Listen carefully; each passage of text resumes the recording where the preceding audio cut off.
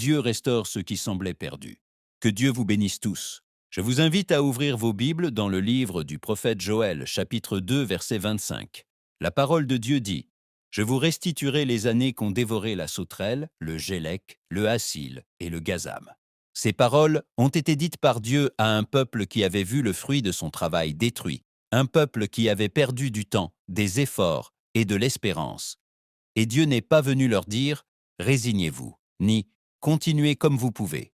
Dieu est venu et a dit avec autorité « Je restituerai, je rendrai, je restaurerai ce qui a été dévoré ».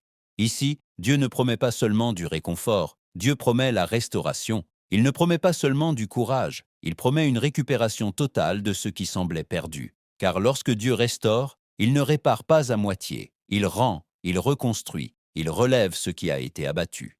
Cela nous enseigne que ce qui a été attaqué, volé, interrompu et laissé inachevé ne reste pas ainsi lorsque Dieu intervient. Dieu a le pouvoir de rendre le temps, de rendre le but et de rendre le fruit.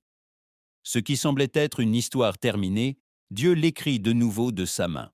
La Bible nous déclare que Dieu est puissant pour faire infiniment au-delà de tout ce que nous demandons ou pensons. Cela signifie que la restauration de Dieu n'est ni petite, ni limitée, ni tardive.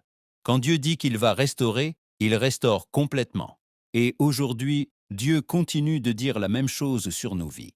Je restaurerai, je relèverai, je ferai revivre.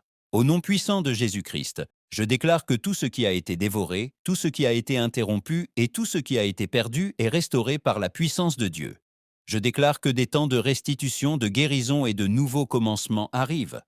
Je déclare que ce qui semblait fermé s'ouvre de nouveau et que ce qui semblait mort porte de nouveau du fruit, car Dieu accomplit ce qu'il promet.